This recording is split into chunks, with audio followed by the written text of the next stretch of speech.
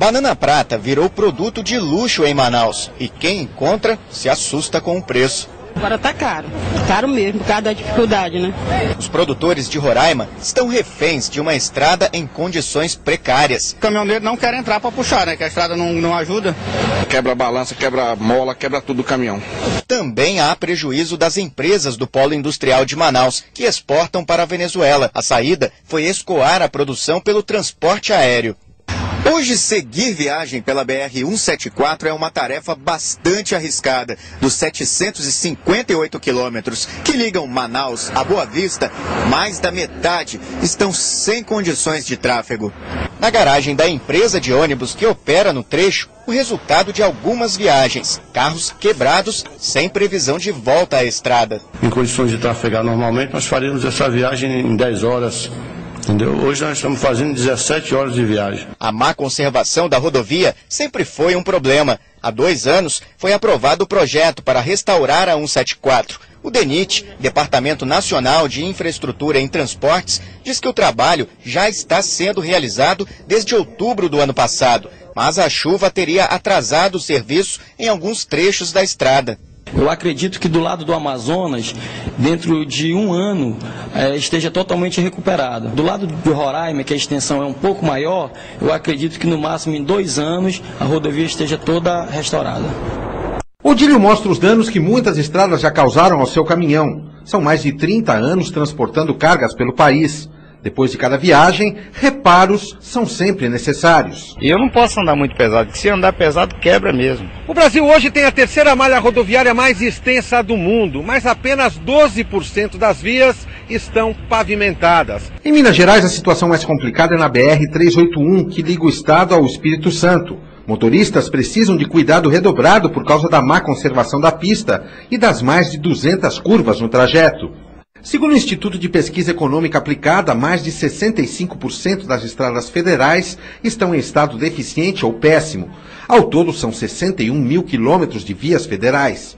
183 bilhões de reais de investimento seriam necessários para solucionar o problema. 78% desta verba seria somente para recuperação ou duplicação de estradas. A pesquisa aponta ainda as rodovias da região Nordeste como as piores do Brasil. 45 bilhões de reais seriam necessários para recuperar as estradas da região. A gente vai às vezes porque tem que ir, mas não é bom não. O trem que impulsionou o desenvolvimento do país no século XX deixou de ser bem público em dezembro de 99, quando o governo extinguiu a rede ferroviária federal. Com a privatização, parte do patrimônio foi para as empresas privadas, que assumiram o transporte pelos trilhos.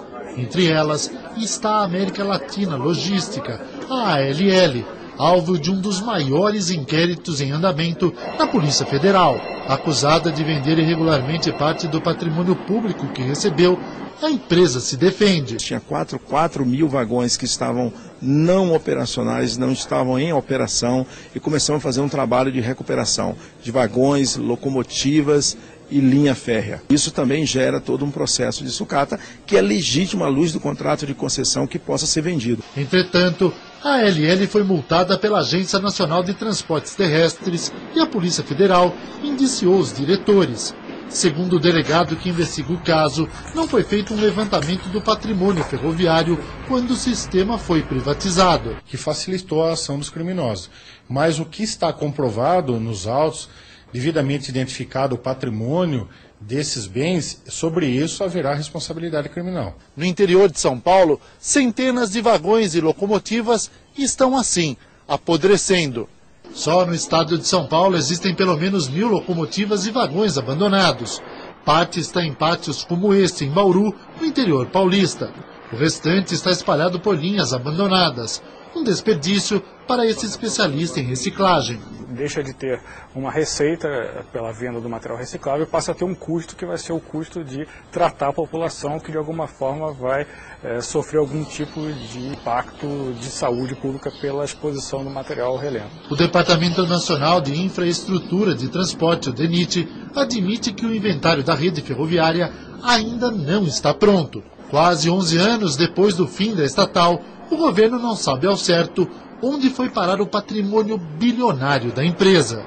Trens que viraram sucata, Centenas de quilômetros de trilhos que desapareceram, imóveis destruídos e abandonados, problemas que vêm acontecendo no processo de privatização de ferrovias do Brasil. O que era para ser lucrativo para o governo e a população acabou se transformando, segundo a Polícia Federal, num dos maiores casos de desvio de patrimônio público da história do país. Temos aí um grande prejuízo para o sistema de transporte, tanto de transporte de cargas como para o transporte de passageiro, que foi totalmente erradicado. Por trás da denúncia da Polícia Federal está uma potência do transporte ferroviário de carga, a América Latina Logística, a ALL, que só no ano passado faturou 3 bilhões de reais. São 5 mil funcionários que operam ferrovias do interior de São Paulo, Paraná e Argentina. Entre os acionistas da empresa estão o Banco Nacional de Desenvolvimento Econômico e Social, BNDES, e os fundos de pensão dos funcionários da Caixa e do Banco do Brasil. A ALL recebeu do governo milhares de vagões, trilhos, locomotivas e imóveis, um patrimônio bilionário. O material só poderia ser vendido com licitação ou devolvido ao poder público. A Band teve acesso à investigação que corre em segredo de justiça. A ALL é acusada de vender o material como se fosse sucata. O prejuízo para o contribuinte pode ter passado de R$1 bilhão. A Assembleia Legislativa de São Paulo criou uma CPI para apurar o caso e pede a punição da empresa. Um assalto, né, ao bem público, e a gente espera com isso poder inviabilizar a presença da ALL no estado de São Paulo. Percorrendo o interior de São Paulo, tanto os deputados quanto os agentes federais descobriram uma rede de siderúrgicas que compra os equipamentos a preços bem abaixo do mercado. Imóveis também foram depredados. É o caso desta subestação de energia elétrica. O prédio foi invadido e é usado para criar gado e porcos. Os metais que estavam aqui desapareceram. Era tipo uma coluna de ferro alta mesmo. E aí a ALL veio aqui? Montou tudo. A direção da ALL garante que agiu legalmente e está aberta a investigação. Se houve alguma coisa e se for apurada, nós vamos inclusive punir internamente as pessoas que estão envolvidas. Eu tenho certeza absoluta que não há nenhum crime, entendeu, praticado ou orientado pela gestão da companhia. Apesar disso, a Polícia Federal indiciou os diretores da ALL por vários crimes. Formação de quadrilha, dano ao patrimônio público nacional, receptação, peculato na sua forma desvio, e também temos o peculato furto, que é daqueles bens que não estavam sob arrendamento e que foram desviados da sua destinação.